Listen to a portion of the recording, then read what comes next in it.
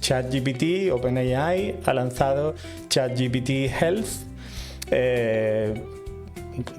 supongo, para intentar aprovechar pues todo el interés de la gente en temas de salud y en quizá el uso erróneo de estas tecnologías.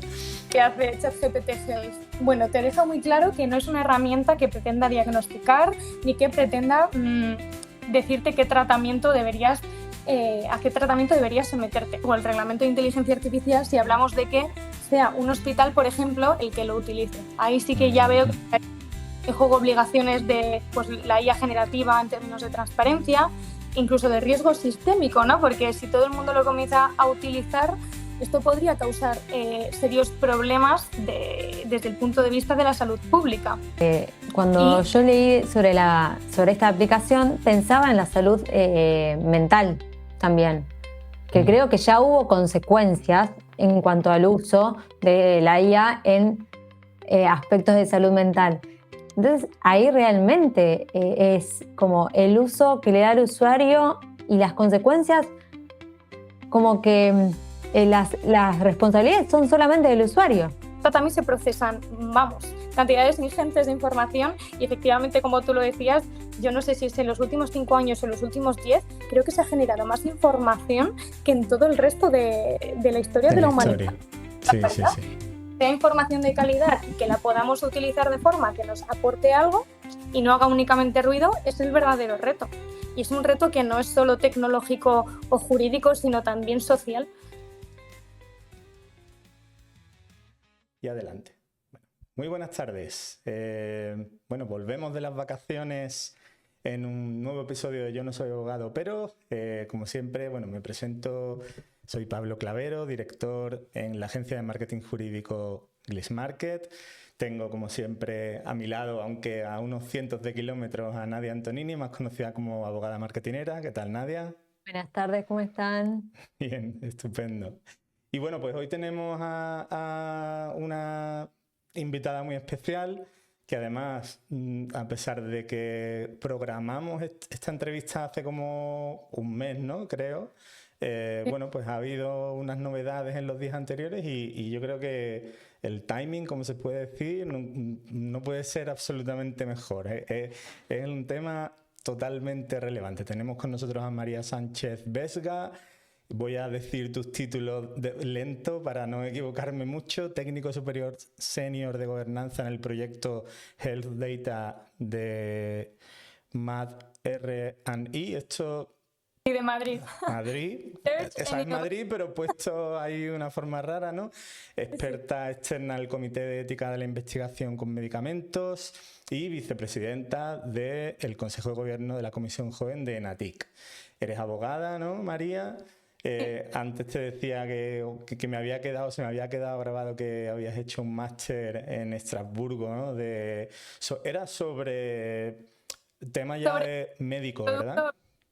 Sí, no de productos sanitarios, sino de, un poco la legislación en general que aplica al sector. Muy bien, fenomenal. Pues nada, bienvenida, muchísimas gracias por compartir este ratito con nosotros y no sé si has tenido oportunidad de ver algún episodio anterior y ves un poco cómo lo hacemos, pero nosotros salimos un poco a las bravas en directo sin tener nada especialmente preparado, pero fantástico. A lo que surja, ¿no? Como se suele decir. Pero lo que sí es cierto es que, y lo comentábamos antes en el previo, es que entre la semana pasada y hoy han ocurrido como varias cosas en el mundo de la IA, el mundo sanitario, ¿no? De salud y todo esto unido un poco con el tema de la abogacía, que ahora mismo es como el tema más candente, ¿no? Y yo en el anuncio un poco del podcast lo decía, ChatGPT, OpenAI ha lanzado ChatGPT Health, supongo, para intentar aprovechar pues todo el interés de la gente en temas de salud y en quizá el uso erróneo de estas tecnologías, porque aunque nos digan que no se deben usar este tipo de tecnologías, ni los buscadores, ni las guías para buscar consejos médicos, los consumidores somos muy cabezones y lo usamos, ¿no? Entonces han dicho, bueno, vamos a poner orden, sospecho, ¿no? Vamos a poner un poco de orden a esto y lanzamos un producto especial para salud, ¿no? ¿Cómo, no sé, qué primeras impresiones tienes acerca de esto, de ChatGPT Health? Bueno, yo estoy un poco, digamos, tengo una deformación profesional, ¿no? Y por supuesto, al ver este tipo de aplicaciones y de tecnologías, lo primero en lo que piensas es en la privacidad, ¿no? Y en las políticas que tienen al respecto. Esto, en mi opinión, pues puede parecer como un movimiento meramente estratégico, ¿no? Aprovechándose, como bien has dicho, del interés que tiene la gente en utilizar este tipo de inteligencia artificial, pero en mi opinión, las implicaciones éticas, incluso sociales, van más allá. Pues estaba pensando, ¿no? Previamente a este maravilloso coloquio, el hecho de que la situación que tienen en Estados Unidos es muy particular, porque, claro, en comparación con la que tenemos en Europa, nosotros tenemos una seguridad social en España, tenemos la sanidad pública, es una situación completamente diferente a la que viven los estadounidenses. Con que te metas un poquito en los foros e indagues un poco sobre la opinión pública en este sentido, en Estados Unidos decían muchas personas, bueno, es que tú imagínate, ¿no? Estando en la sala de espera de urgencias, a las esperas de unas pruebas, ya sean diagnósticas o de cualquier tipo de resultado que te pueda afectar, ¿no? Y te pueda cambiar totalmente la vida, el miedo que tienes que sentir, y ya no solo temiendo por tu propia vida, sino por el hecho de cómo voy a financiar, cómo voy a sufragar yo los gastos que literalmente dependen de mi vida, ¿no? Entonces, se puede ver como una herramienta maravillosa como de acompañamiento para estas personas, o desde el otro punto de vista, desde la óptica contraria, yo podría ver también una suerte de aprovechamiento de esta situación, ¿no? Estoy siendo un poco crítica, lo sé, aunque también he de decir que es una herramienta muy útil. Al final, bueno, sí, también, ¿no? ¿Qué es lo que hace ChatGPT Health? Bueno, te deja muy claro que no es una herramienta que pretenda diagnosticar ni que pretenda decirte qué tratamiento a qué tratamiento deberías someterte. Sin embargo, ¿qué es lo que hace? Bueno, pues funciona como una herramienta también de gestión documental que podría ser muy útil a la hora de mantener una conversación, pues que te diga ChatGPT, ¿y recuerdas que la última semana saliste tres veces seguidas a correr y sentiste que te asfixiabas? Pues igual no lo había relacionado con la patología que le estás comentando, ¿no? Pues desde ese punto de vista es interesante. Luego también desde el punto de vista de la gestión económica, etcétera. ¿Dónde se plantea el problema? Pues que claro, estos son los límites que dice OpenAI que tiene, pero eso no va a impedir a los consumidores decirle, oye, ¿qué tratamiento me recomiendas? ¿No? Aquí he cubierto las espaldas. De hecho, me parece súper interesante, ¿no?, puntualizar que para empezar es una prueba, ni siquiera lo han lanzado al público como tal. Y que en Europa no lo van a sacar, porque es que no cumple con la regulación actualmente, ni en materia de protección de datos, ni en materia de inteligencia artificial, ni nada por el estilo. Claro. Incluso desde el punto de vista de la IPA, que es, digamos, la normativa más parecida a protección de datos que tenemos aquí, que ni siquiera está concebida para protección de datos, en este caso, al parecer, porque yo no soy experta en este tema, ¿no?, de Estados Unidos, no aplicaría. ¿Por qué? Porque es, al final lo están utilizando usuarios que están utilizando ChatGPT, entonces no estaríamos cubriéndolo. Sin embargo, ¿qué riesgos veo yo en esta aplicación? Bueno, más allá de la privacidad, que dejan muy claro que no se almacenan conversaciones y te explican incluso como en un manual de qué forma podrías configurar la herramienta para que no guardase las conversaciones, las alucinaciones. No hay que olvidar que se trata de inteligencia artificial y que no es perfecta, ¿no? Y que además se basa en probabilidades. Y bueno, desde el punto de vista de la regulación europea, yo la primera pregunta que me he hecho como abogada especializada en derecho sanitario es, a ver, ¿esto es un producto sanitario? Es decir, ¿le aplicaría, ¿no?, una regulación aquí en Europa? ¿Qué pasa? Como he dicho previamente, se cubren las espaldas. Dicen, no, esto no es para diagnosticar. Entonces, en teoría, no se le podría aplicar esa legislación. Y además, es que es súper interesante porque si te paras a pensarlo, el reglamento de inteligencia artificial, que decimos, bueno, pues es una salvaguardia, no se aplica en el caso del uso personal para usuarios. Y es que lo han lanzado para el uso de médicos, sino para usuarios. Claro. O sea, Yo no soy abogado, ¿vale? Como bien anuncia, digamos, el título del podcast, pero estoy entendiendo por lo que dices que han encontrado un hueco legal para poder sacar este producto y no asumir responsabilidades sobre lo que, digamos, el producto pueda decirle a los usuarios. A ver, aquí hay dos matices. Por ejemplo, desde el punto de vista del Reglamento General de Protección de Datos, al tratarse de datos personales se aplicaría, por lo que desde esta óptica podríamos estar más o menos tranquilos. ¿Qué pasa? Que yo veo que entre realmente el juego el Reglamento de Inteligencia Artificial si hablamos de que sea un hospital, por ejemplo, el que lo utilice. Ahí sí que ya veo que en juego obligaciones de pues, la IA generativa en términos de transparencia, incluso de riesgo sistémico, ¿no? Porque si todo el mundo lo comienza a utilizar, esto podría causar serios problemas desde el punto de vista de la salud pública.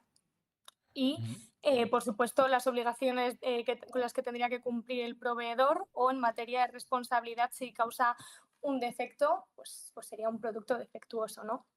Pero sí, a mí lo más interesante es desde el punto de vista ético. ¿Sería un aprovechamiento? No lo sé. Yo estaba pensando que también cuando yo leí sobre esta aplicación, pensaba en la salud mental también, que creo que ya hubo consecuencias en cuanto al uso de la IA en aspectos de salud mental. Entonces, ahí realmente es como el uso que le da al usuario y las consecuencias, como que las responsabilidades son solamente del usuario. Pues realmente si lo usas para uso personal, sí, salvo que se demuestre, ¿no?, que realmente tú has entrenado esta inteligencia artificial sin ningún tipo de salvaguardas, como por ejemplo decirle, oye, me quiero suicidar, ¿de qué forma puedo Bueno, hacerlo? hubo un caso. Eso es. Hubo un caso. Claro, pues el proveedor ahí sí que tiene que poner una serie de cortafuegos para que esas situaciones ni ocurran y, por supuesto, no se reproduzcan. Claro.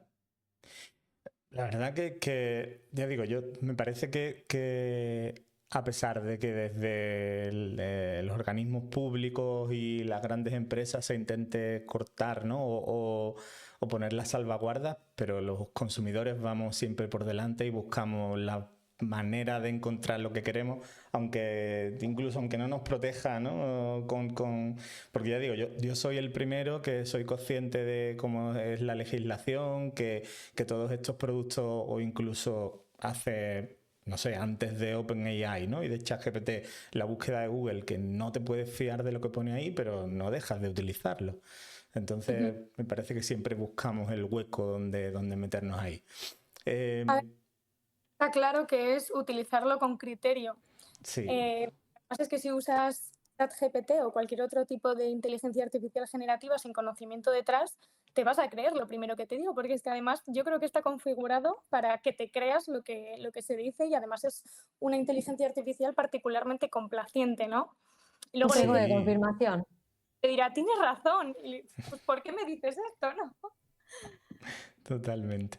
Oye, otro de los, aunque ahora volvamos a ChatGPT para salud, así, pero un poco lo que nos planteabas para la entrevista es la ley de salud digital, ¿no?, que se está empezando, o sea, está en vigor, pero como que se está empezando a implantar, ¿no?, en España y en Europa.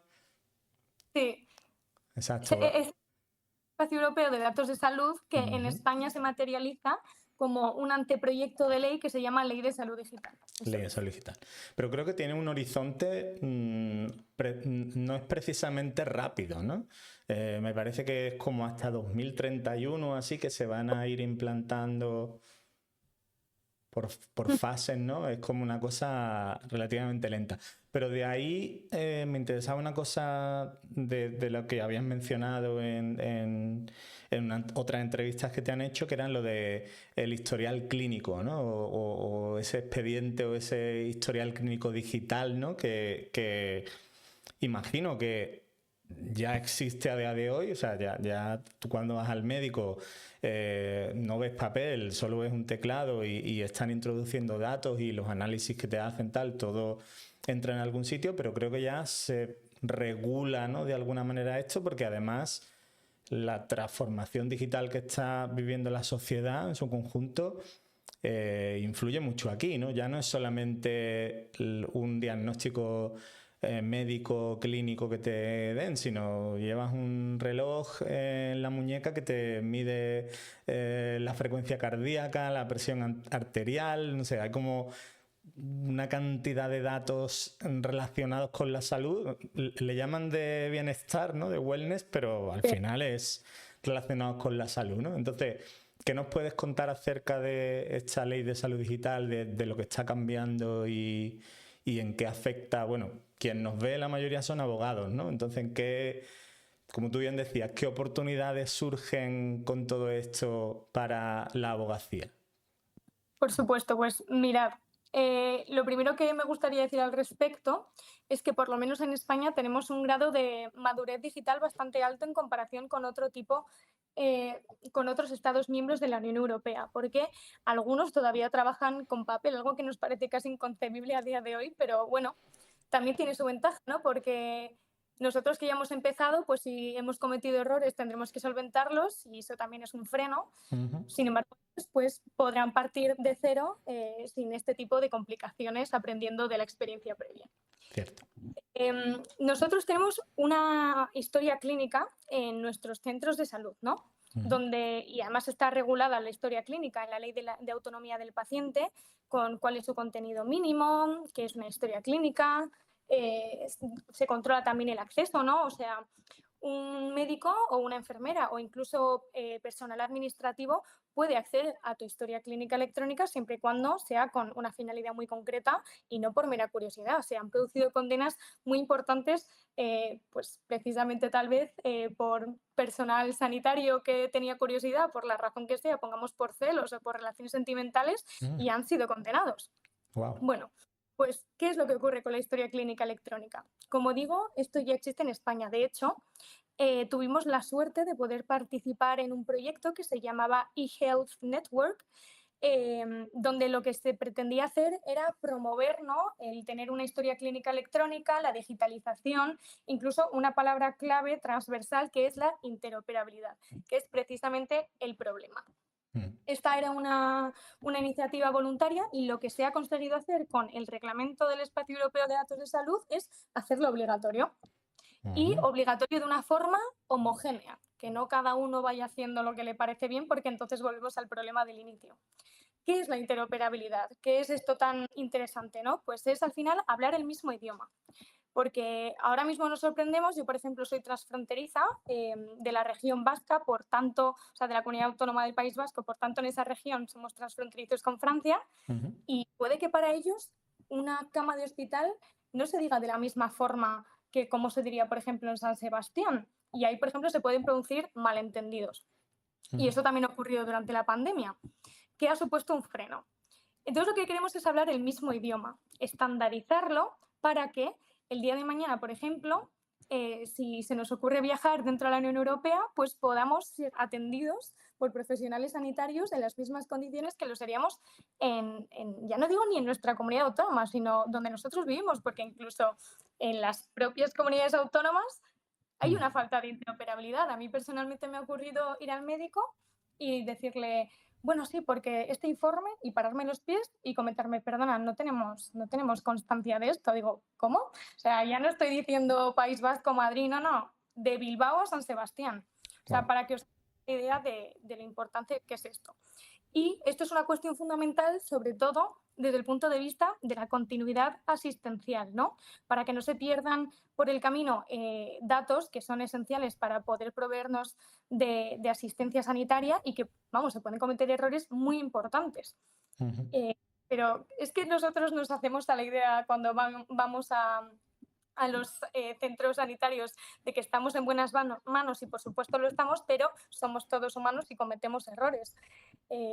Hace poco hablé con el CEO de una startup que tenía una idea súper interesante y hablaba de algo tan sencillo como poder identificarnos a través de una huella dactilar, porque no sabéis la de problemas que surgen a raíz de perder la pulsera y, oye, pues igual amaneces con una pierna menos. ¿sabes? Cuando estás ingresado en un hospital. O sea, ¿te refieres a la pulsera que te ponen al estar ingresado?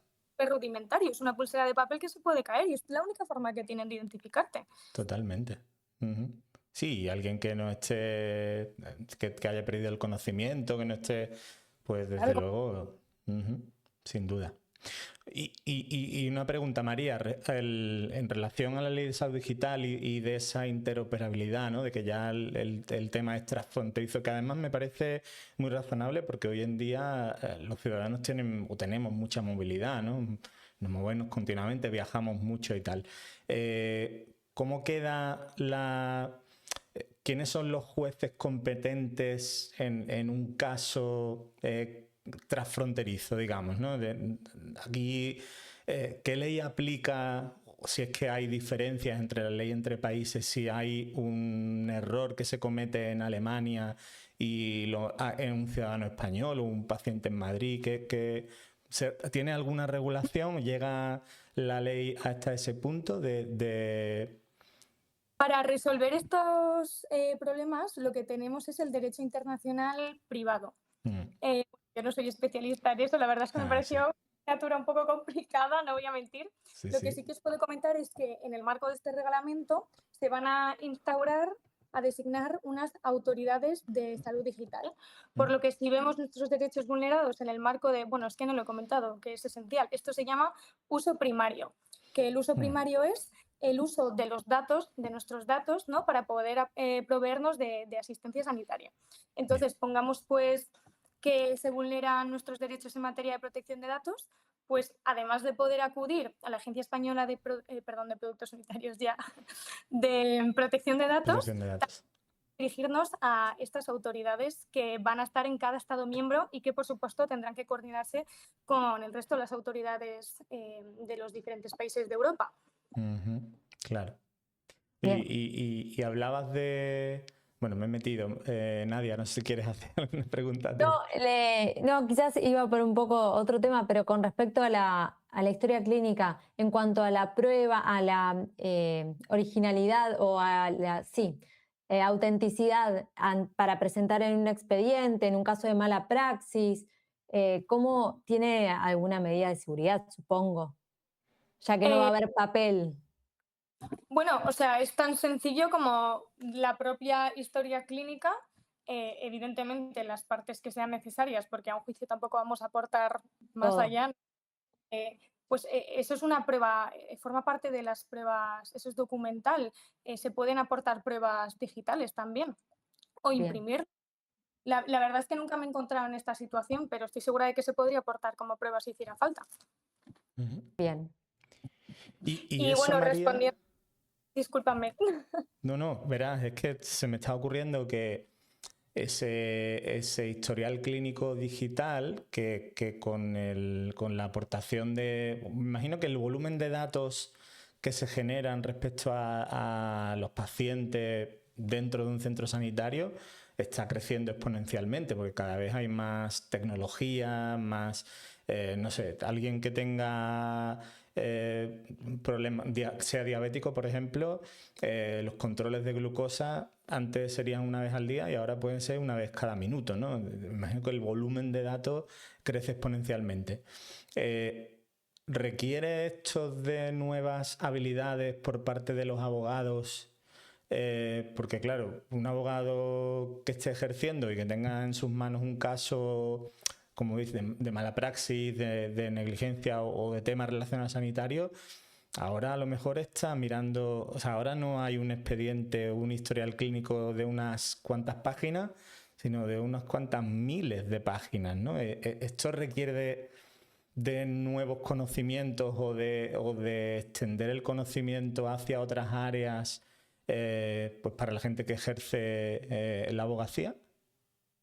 Bueno, yo iba a referirme al abogado como un actor esencial en esta transformación digital. Para empezar, porque evidentemente, por ejemplo, los profesionales sanitarios van a tener que ellos sí adoptar una serie de nuevas medidas y formarse para poder recoger la información de una forma estandarizada para que sean capaces de compartirlo. Y por otro lado, los abogados ya más allá incluso del reglamento, nos tenemos que ir adaptando y sobre todo ahora mismo. Es evidente que ahora hay una oferta también formativa grandísima y que cada vez hay más competencias desde ese punto de vista porque ahora son incluso gratuitas y no los ofrece cualquier tipo de entidad. Te la ofrece el Consejo General de la Abogacía Española, el Ilustre Colegio de Abogados de donde sea, y son formaciones transversales que no únicamente se refieren al derecho digital, sino que también se refieren a competencias digitales en el sentido estricto, ¿no? Aprender a gestionar toda la información. Pues para esto, ¿qué es lo que suelen hacer muchas veces? Pues enseñarte a integrar inteligencia artificial en tu correo electrónico para que te haga un resumen, transcribir reuniones y desde el punto de vista del litigio, bueno, yo es que creo que la abogacía y todos los sectores se tienen que dirigir a colaborar de forma estrecha con otro tipo de profesionales. Esto de aislarse y de a nivel individual tratar de sacar adelante un problema no me parece la forma más eficiente de resolverlo. Entonces, si se tienen dudas o si no se consigue desde el punto de vista técnico abarcar tanta información y por lo que sea se necesita ayuda, pues contar con otros profesionales, ¿no? Al final con el Big Data también se procesan, cantidades ingentes de información y efectivamente, como tú lo decías, yo no sé si es en los últimos 5 años o en los últimos 10, creo que se ha generado más información que en todo el resto de la historia de la humanidad. Sí. Sea información de calidad y que la podamos utilizar de forma que nos aporte algo y no haga únicamente ruido, es el verdadero reto. Y es un reto que no es solo tecnológico o jurídico, sino también social, porque no tenemos que dejar al margen a las personas que o no pueden acceder a la tecnología o no saben hacerlo o simplemente no les interesa, ¿no? Entonces, desde ese punto de vista también yo creo que el abogado, además de tener que adquirir nuevas competencias, también va a ser un gran comunicador y no desde el punto de vista de explicar algo y hacerlo bastante complicado para, no sé si parecer algo más importante de lo que somos, porque somos esenciales como cualquier otra profesión, sino de traductor, de facilitador, de efectivamente de tender puentes. Sin duda. ¿Y crees que esta adopción de tecnología tan intensa, tan rápida en los últimos años genera una brecha? Verás, tú estás, eres abogada, pero estás conectada, ¿no? con la Comunidad de Madrid, si he entendido bien, ¿no? Con un poco organismos públicos. ¿Crees que puede haber una brecha en cuanto a la sanidad pues para ciudadanos que puedan acceder a esas tecnologías nuevas y ciudadanos que no puedan acceder? Hay dos tipos de sanidad hoy en día. Esta pregunta a lo mejor es muy polémica, pero ¿la tecnología hace que haya dos tipos de sanidad distintas para los ciudadanos? Pues precisamente esta es una cuestión importantísima, acercar a la ciudadanía todas estas evoluciones y al final yo, por ejemplo, pienso en las personas mayores que son quienes más van al médico y no dejan de hacerse aplicativos y este tipo de plataformas que son realmente útiles y donde te informan al máximo, pero que no llegan a todo el mundo. De hecho, hay una directiva que precisamente su objetivo es hacer accesible las plataformas, las páginas web, bueno, un poco todo, pero no solo a personas que por una cuestión de edad no saben manejarse, sino qué ocurre con las personas que son ciegas o que son sordas. Pues realmente hay una obligación a través de esta directiva de cumplir para que se pueda, digamos, facilitar el uso de estas tecnologías a las personas. ¿Qué ocurre? Que no sé si es por falta de recursos o de ganas o desconocimiento, no se acaba cumpliendo. Y a mí eso me parece, bueno, pues no me parece bien, desde luego. En cualquier caso, esto me hace pensar en el uso secundario del Reglamento del Espacio Europeo de Datos de Salud, que es pues esos datos que hemos generado, ¿no? para que se nos atienda y otro tipo de datos que podemos generar, como tú has dicho, a través de pulseras, ¿no? O de otro tipo de aplicaciones. El hecho de que nosotros podamos hacer que sean interoperables con la historia clínica electrónica quiere decir que después los podremos reutilizar. Es un ejemplo como otro cualquiera, ¿no? ¿Y qué se va a hacer con el uso secundario de estos datos? Pues se puede investigar, se pueden producir avances científicos realmente importantes. Y una cuestión esencial en la investigación es que los resultados sean representativos.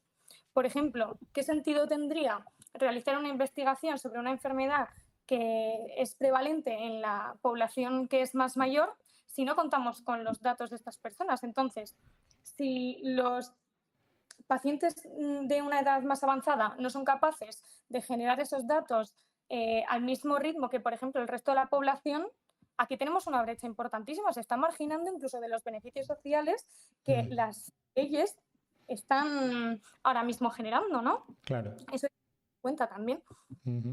Vamos, yo la brecha la veo claramente, no sé, ves a...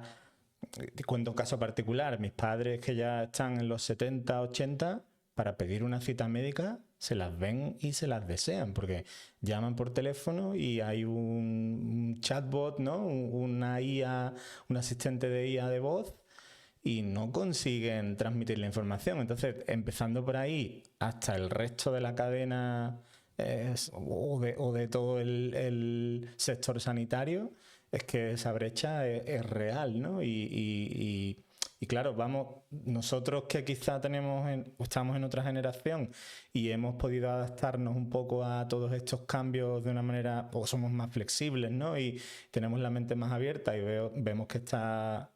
y nos adaptamos un poco a lo que viene, pero esas generaciones mayores, por eso digo, ¿no? Esa brecha creo que está, ¿no? Y si la legislación no pone un poco de orden en esto y permite que la tecnología sea accesible para todo el mundo, pues tenemos un problema bastante grande de desigualdad y de incluso de responsabilidades, ¿no? Porque quien no pueda acceder como digo, a toda la tecnología disponible, me parece que está en una clara desventaja, ¿no? Y podría pedir responsabilidades a quien ordena todo esto, ¿no? Quizá, ¿no? Claro, y además es que yo creo que las tecnologías son el medio a través del cual la comunicación se realiza prácticamente al 100%.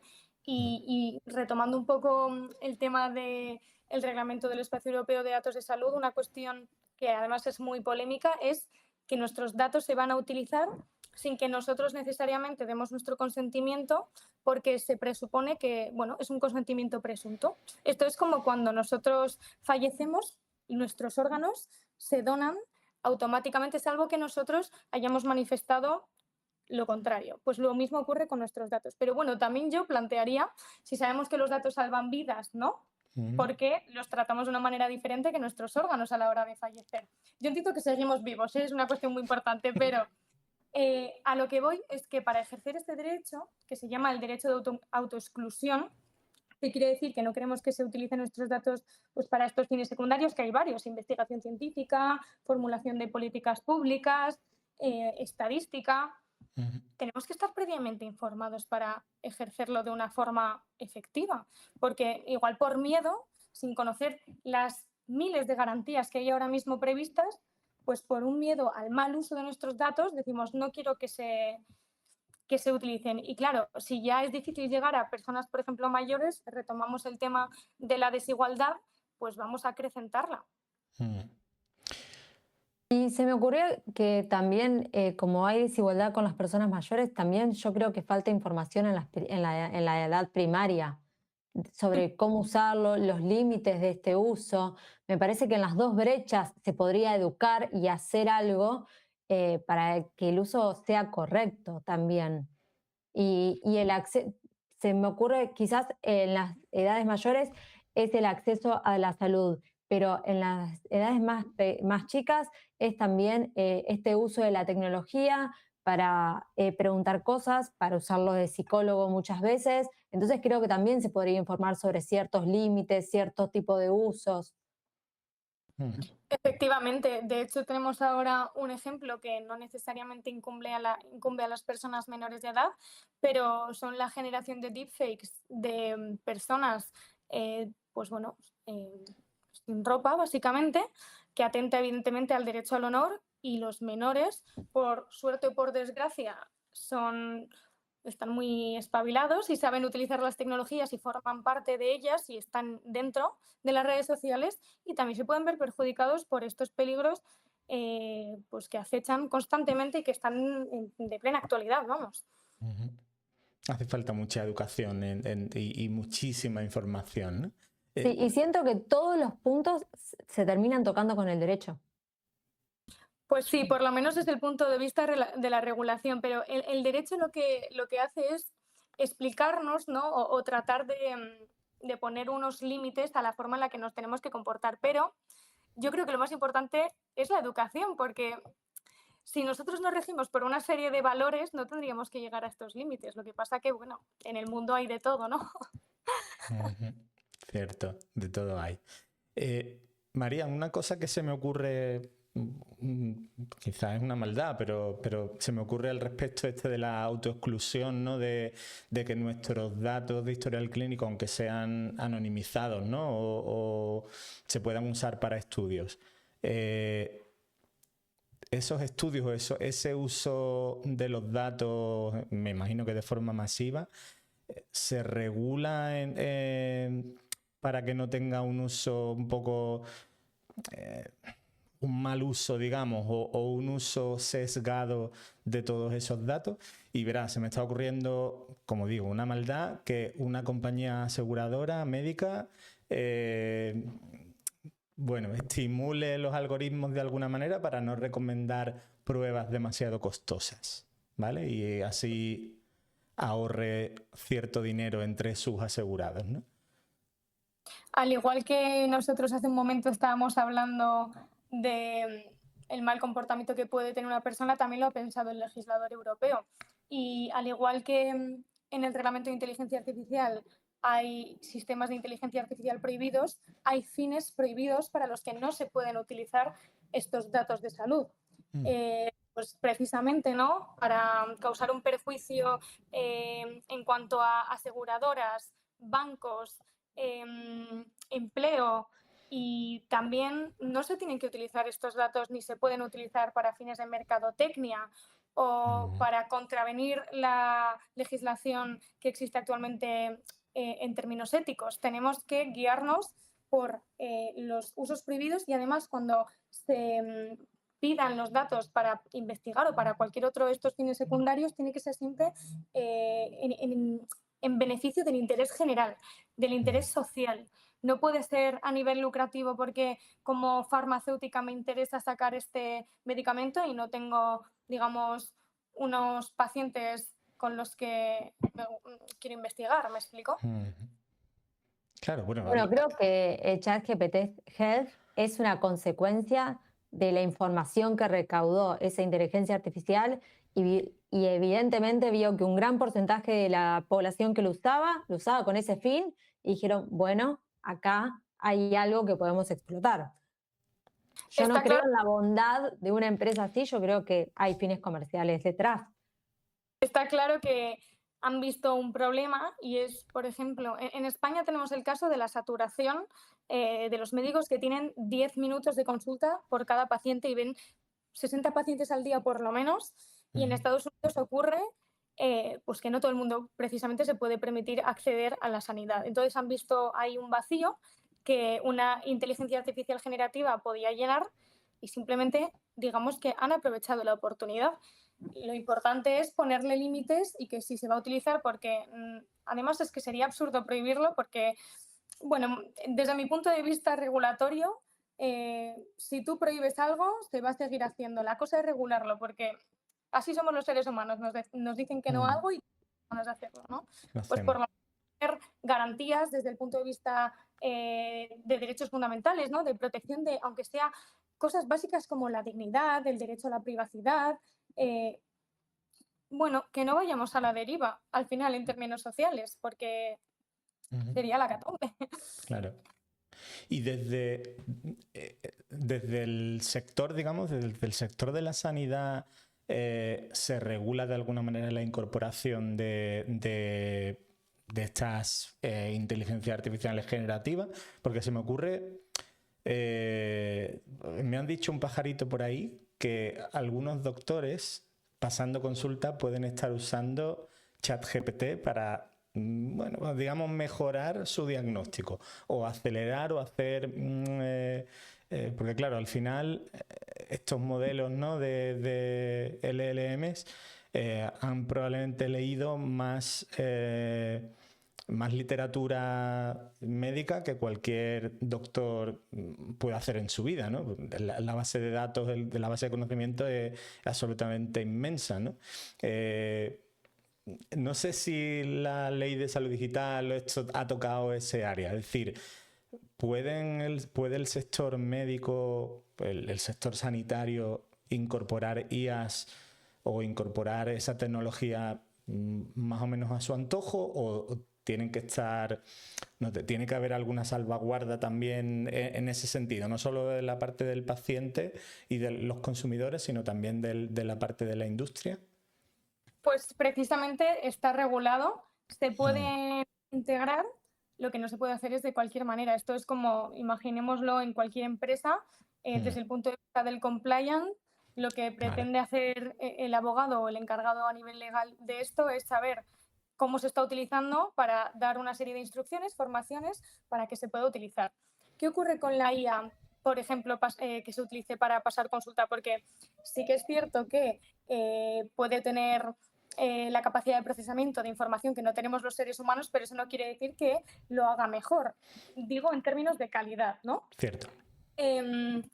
Y hay muchas formas de utilizar la inteligencia artificial en consulta. Ahora, una que era muy interesante era pues que nosotros como pacientes, cuando llegamos a la consulta, una cosa que se suele echar bastante de menos es que que el médico te mire a los ojos, ¿no?, cuando le estás contando algo.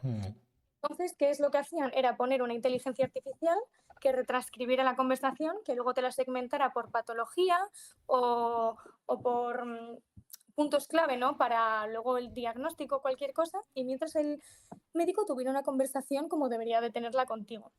Bueno, pues esto se puede hacer.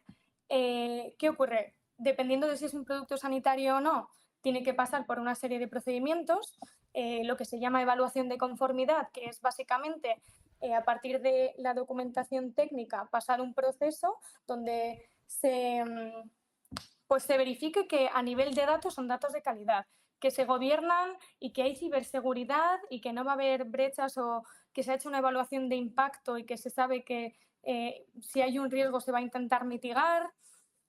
También si se necesitan hacer investigaciones, que ha pasado por un comité de ética de investigación que ha dado el visto bueno, y que al final ese producto sanitario hace lo que dice hacer, ¿no? Y ¿qué ocurre? Bueno, esto es en el caso de que son productos sanitarios. Si es una inteligencia artificial que es una aplicación de bienestar, pues aplicarán otras salvaguardas, como el Reglamento General de Protección de Datos, por ejemplo. ¿Qué ocurriría si un médico ahora mismo está utilizando ChatGPT para diagnosticar sin el permiso ni la regulación y causa un perjuicio? Bueno, pues lo que ocurre es que para empezar, no sería responsable, por ejemplo, digamos, OpenAI, porque con ChatGPT Health se ha dicho que no se utiliza para diagnosticar. Entonces, ya estaríamos hablando de que en términos resarcitorios el único responsable sería el hospital. Después, por otro lado, si se personalizara o se realizase una modificación sustancial o incluso se cambiara la finalidad de la inteligencia artificial, se convierte en el desarrollador, en el proveedor. Es decir, asumiría las obligaciones legales del desarrollador del software. Eso hay que tenerlo en cuenta porque a nivel legal repercusiones muy grandes. Claro. Y me gustaría estar en sus zapatos, la verdad. No, desde luego que no. Y se me ocurre, le digo, otra vuelta de tuerca a esto. Vamos a suponer que un hospital incorpora una IA o una tecnología para un procedimiento médico. No sé, se escuchan hoy en día cirugías realizadas por robots, ¿no? Esto de Da Vinci, cosas del estilo. ¿Qué ocurre si una tecnología de este tipo falla? Porque imagino que también puede fallar, a lo mejor no tanto como los humanos, pero tiene que tener algún fallo y hay un dolo, ¿no? Hay un grave perjuicio en un paciente. ¿Hay mala praxis de la tecnología se puede, no sé, un paciente puede denunciar en este caso, claro, habitualmente los casos de mala praxis, ¿no?, son contra los propios facultativos, ¿no?, contra los doctores, me imagino, quien ha aplicado el tratamiento. ¿Aquí qué se hace? ¿Es contra el hospital? ¿Es contra el fabricante de esa tecnología? Pues planteas una cuestión muy interesante, porque lo que ocurre con la inteligencia artificial son varias cosas. Por un lado, que hay una multiplicidad de actores que juegan papeles fundamentales, ¿no?, desde su desarrollo hasta la implementación. Pues habría que, para empezar, descubrir cuál es el origen del error. Si se trata de un error de configuración por parte del responsable de despliegue, o si ya es un error que venía previamente con el producto. En este caso que me has planteado, no, pero si se tratara de un usuario, si, por ejemplo, ha tenido la diligencia mínima de leer las instrucciones antes de utilizarlo. Hay que pensar que el fabricante o el desarrollador ha tenido que hacer un ejercicio de imaginarse todos los malos usos que se le podría dar a su producto. Y en base a eso, hacer una serie de instrucciones y además explicar al responsable de despliegue que estas son las obligaciones de transparencia y de información, cuáles son las limitaciones de este robot o de esa IA o de lo que se esté hablando en cuestión. Y además, lo bueno de este tipo de robot, por lo menos de lo que yo he escuchado hablar a un cirujano, nos comentó que este tipo de tecnología, si por ejemplo se queda sin wifi, ¿no?, que además eso es una cuestión súper importante, o viene un hacker, lo hackea y empieza a modificarlo a su antojo, bueno, pues que se para automáticamente, que no habría forma de hacerle daño, digamos, al paciente. Además de que se trata de profesionales que han pasado horas de entrenamiento. Esto es como, lo podríamos asemejar, ¿no?, a un piloto de aviones que ha pasado horas previamente también entrenando. Sí. ¿Y qué te iba a decir respecto? Se me va a veces mucho el santo al cielo. No, bueno, que al final la responsabilidad de esos errores, ¿no?, pues está distribuida entre muchos, no hay un único responsable, ¿no? Hay como muchos actores, ¿no?, dentro de... Atender al estado del arte, porque tampoco le pedir superpoderes a los médicos. No, es cierto. Entonces, depende, como siempre en derecho depende. Pero bueno, con el símil de los aviones también ¿cuáles eran? Los Boeing 320 o así, estos que se caían, ¿no?, hace no mucho, también había cosas, ¿no?, que a veces escapan, ¿no?, de todos los controles de la industria. En fin, yo no quiero decir nada. Yo solo me subo en un Airbus. Exacto. Exacto. Apasionante, la verdad es que surgen tantas ramificaciones y tanto, ¿no?, casuística distinta que prácticamente bueno, te puedes inventar cualquier cosa. Yo me quedo un poco con la parte de, bueno, volviendo un poco a este ChatGPT Health, ¿no?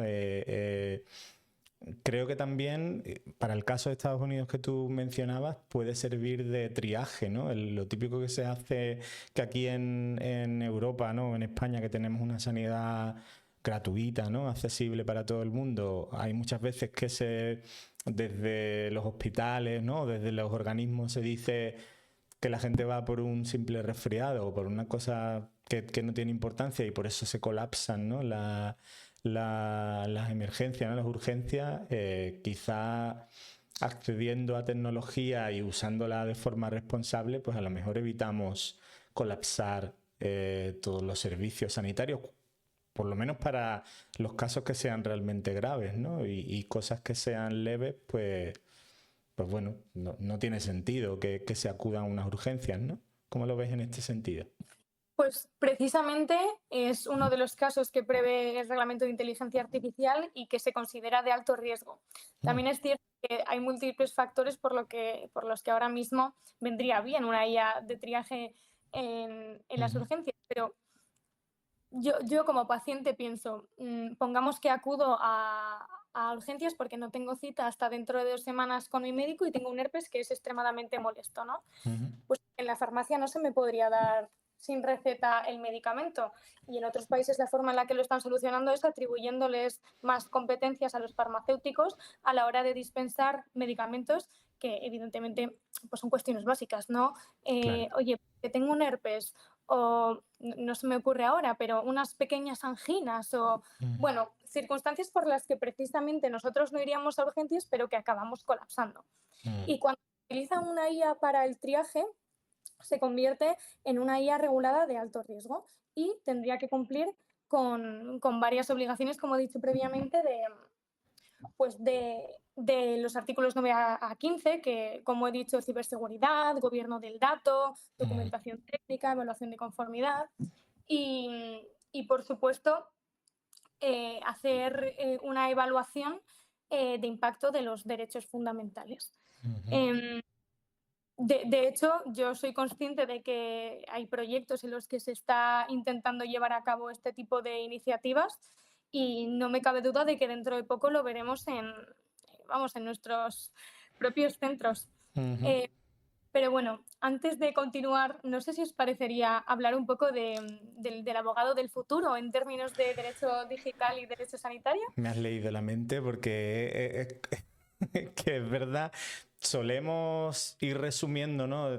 Tenemos como costumbre, ¿no? Cuando vamos ya resumiendo o cerrando un poco los episodios, solemos hacer esa pregunta práctica, ¿no? Oye, ¿qué consejos das bueno, no solo a los abogados del futuro, a los del presente también, ¿no? Porque me imagino que habrá muchos abogados ya establecidos, a lo mejor no los tan jóvenes, que ven todo esto y dicen, ¡guau! Me tengo que poner las pilas, ¿no?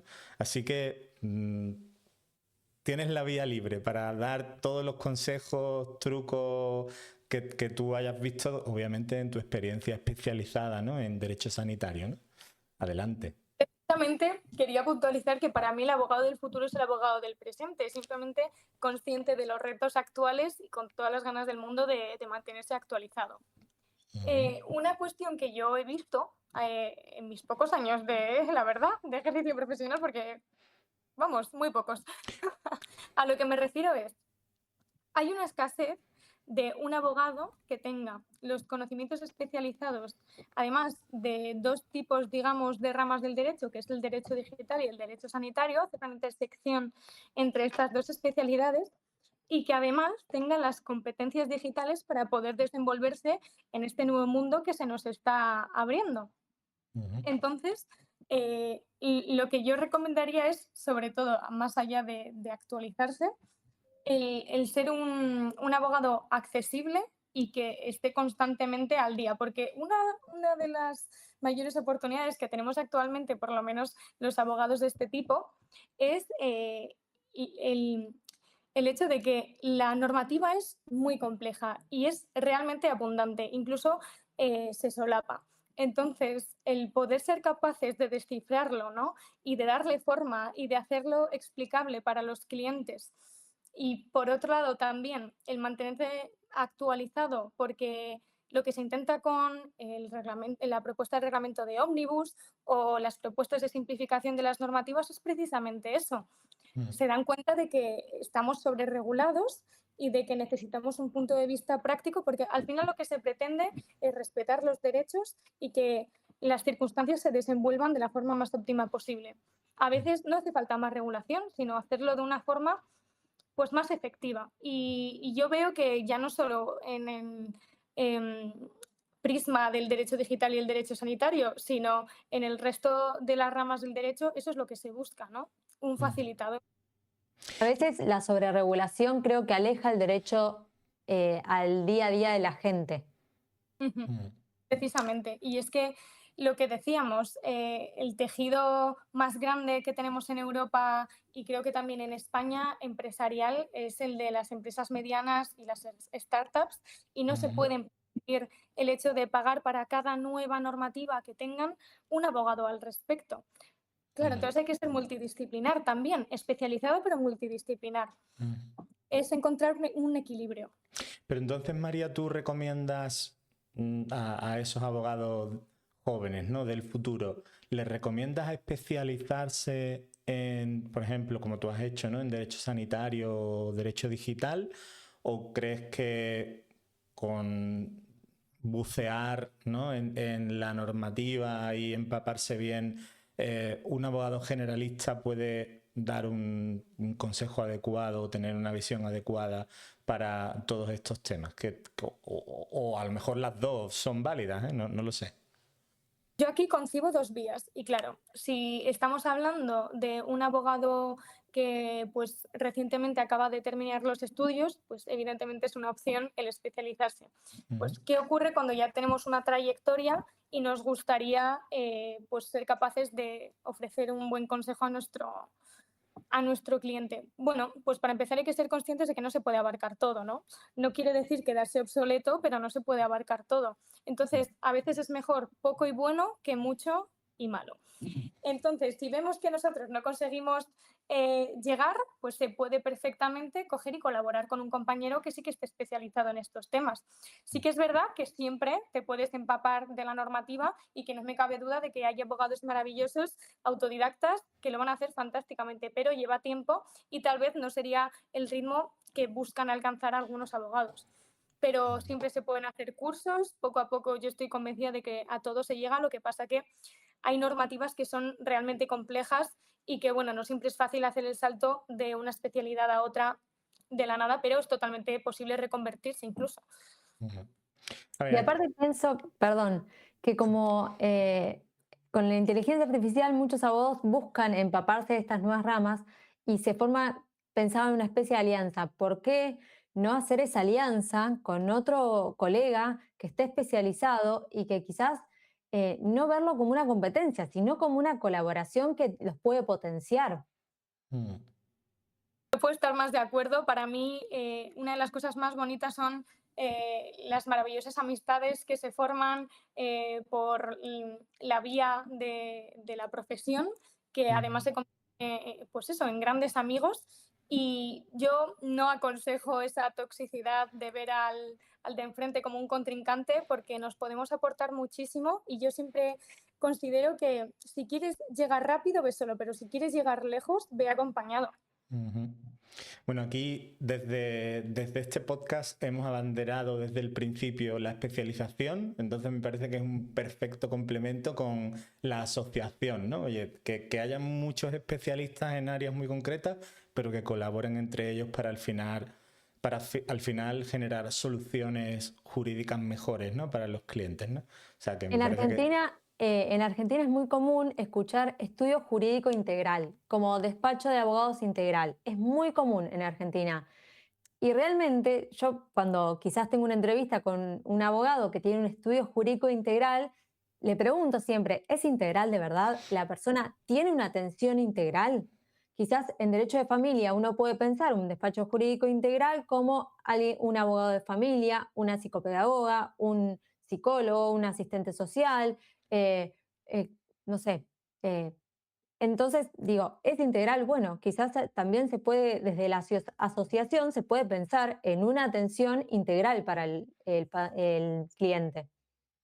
Yo estoy segura de que hay muchos modelos de negocio que precisamente pone que es integral, pero que es que somos todos humanos y lo que seguramente se haga sea colaborar. Sí. No, me parece bastante más razonable el intentar colaborar con otros especialistas que han profundizado mucho más en áreas tan específicas, ¿no? Y aquí el caso del derecho sanitario y la combinación con el digital, que me parece, sin ser abogado, repito, siempre digo esto, pero me parece muy difícil de abarcar por alguien que luego además quiera ejercer en otras ramas, ¿no? Así que me parece bastante lógico. Pero ya digo, somos abanderados de esa sugerencia para la abogacía. Muy bien, María, pues llevamos ya más de una hora, o sea que yo me parece que vamos a tener que ir dejándolo por hoy. No sé si quieres añadir alguna cosa más o si hay abogados, abogadas que hayan visto en directo este episodio o lo vean posteriormente en diferido y que quieran saber más sobre todo lo que divulgas y comunicas y bueno, todo lo que conoces sobre estas nuevas legislaciones. ¿Dónde te pueden encontrar? Pues me pueden encontrar en LinkedIn, que es donde más activa me encuentro, María Sánchez Vesga. Y bueno, dentro de poco crearé una web donde ofertaré mis servicios, por lo que si están buscando algún tipo de colaboración, me encuentro, vamos, más que abierta para hablar con quien sea o incluso ayudar, porque creo que la vida va de eso. Así que, bueno, en primer lugar también daros a vosotros las gracias por esta maravillosa oportunidad que me habéis brindado. Un Gracias placer. a vos. Gracias a ti siempre por haber compartido todo tu conocimiento y bueno, pues como siempre digo, ha sido muy agradable estar aquí y creo que hemos aprendido un montón de derecho sanitario, digital y de toda esta nueva legislación. Muy oportuno por el lanzamiento de ChatGPT para la salud la semana pasada, así que bueno, espero que quien nos ha visto en directo y quien nos vea luego en diferido encuentre este contenido interesante. Gracias a todos y nos veremos la semana que viene. No sé todavía, pero vamos, en los próximos días anunciaremos el siguiente episodio de Yo no soy abogado, pero, ¿vale? Gracias a todos. Buenas tardes. Gracias, María. Gracias, María.